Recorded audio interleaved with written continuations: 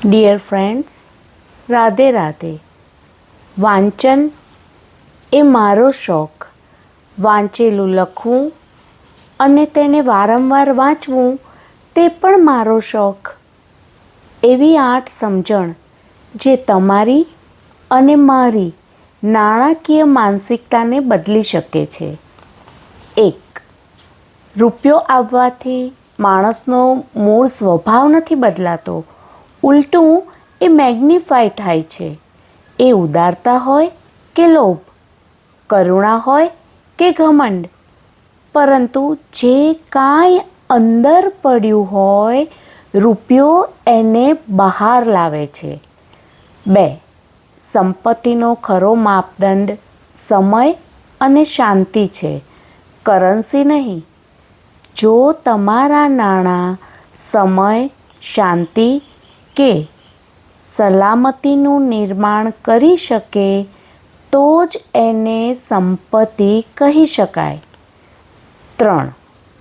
દરેક ખર્ચાળ વસ્તુ કિંમતી નથી હોતી અને દરેક કિંમતી વસ્તુ વેચાઉ નથી હોતી. 4. અમીર દેખાવા કરતાં અમીર દેખાવાની ઘેલછામાંથી મુક્તિ મળવી એ ખરી સમૃદ્ધિ છે. 5. નાણાકીય સંપત્તિ વધારતા જવાનો સૌથી સરળ રસ્તો સાદગી માણી શકવાનો છે. 6.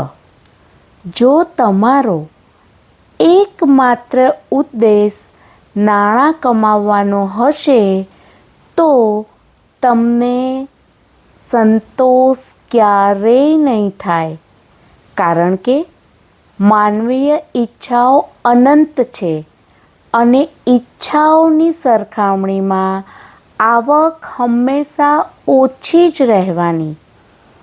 7. એક સમૃદ્ધ જીવતર પદાર્થોથી નહીં, ચેતનાથી ભરપૂર હોવું જોઈએ.